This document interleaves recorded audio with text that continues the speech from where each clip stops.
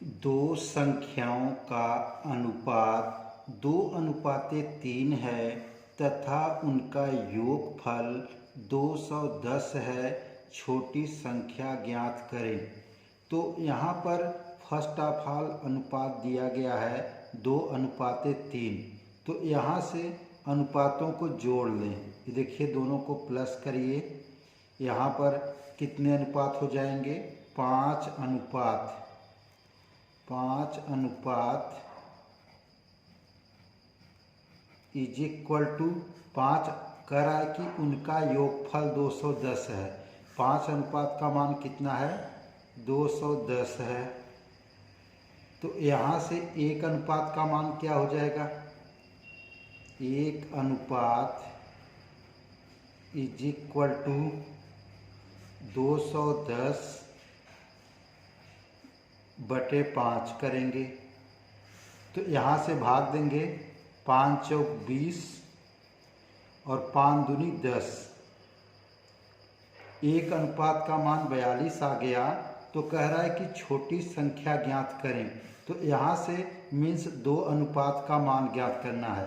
तो यहाँ पर 42 का गुणा इसमें करेंगे 2 में। तो छोटी संख्या क्या हो जाएगी? 2 गुणे 42 इज इक्वल टू, यहाँ मल्टीप्लाई करेंगे 84।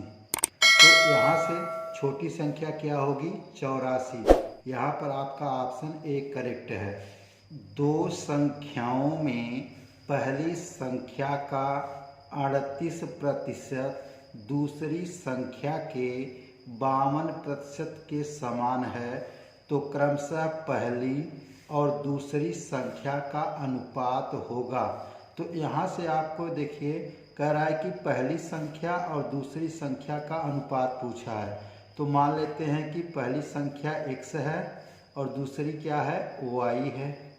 तो यहाँ पर कह रहा है कि पहली का 38%, x का 38% का मीन्स होता है गुणा 38% इज इक्वल टू y का, देखिए करा दूसरी के 52%, के मीन्स गुणा होता है। तो यहाँ से y गुणे 52%। यहाँ देखिए, प्रतिशत से प्रतिशत को कैंसिल कर दीजिए क्योंकि इक्वल में है। और यहाँ से देखिए 38 है और 52 है। तो 19 दूनी 38 और 26 दूनी 52 कैंसिल हो गया। तो यहाँ से x और इधर से x/y इज इक्वल टू 26 और ए इस साइड आएगा 26/19। तो यहाँ से x ratio y is equal to 26/19।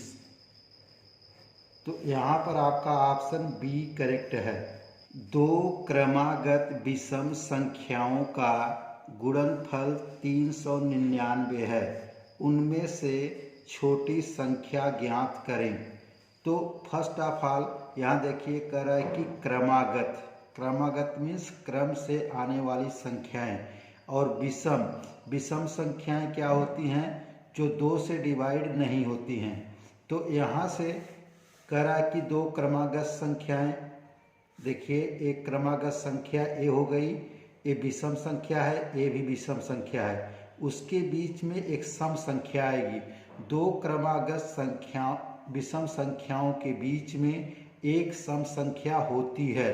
तो इसलिए यहाँ देखिए गुणनफल दिया गया है 399। तो इसमें जोड़ लीजिए 399 में एक जोड़ लेंगे, कितना हो गया? ये 400। अब इसका वर्गमूल निकालेंगे। यहाँ से देखिए 4 का वर्गमूल 2 होगा और यहाँ से ये 2 बार है तो 0 1 बार हो जाएगा। तो 400 का वर्गमूल क्या होगा? 20। तो यहाँ बीच वाली संख्या क्या होगी? जो सम संख्या होगी वो 20 होगी। और इससे छोटी विषम संख्या क्या होगी? 19। और इससे बड़ी विषम संख्या क्या होगी? 21। तो यहाँ कह रहा है कि छोटी संख्या ज्ञात करें। छोटी संख्या क्या होगी? 19। यहाँ पर आपका ऑप्शन बी करेक्ट है। यदि एक बाल्टी की क्षमता 13.5 लीटर हो तो पानी की 12 बाल्टियों से टैंक भर जाएगा। यदि बाल्टी की क्षमता 9 लीटर हो तो उसी टैंक को भरने के लिए बाल्टियाँ अपेक्षित होंगी। मीन्स 9 लीटर क्षमता हो तो टैंक को भरने के लिए कितनी बाल्टियाँ चाहिए। तो यहाँ से देखिए, यहाँ पर दो स्टेटमेंट है।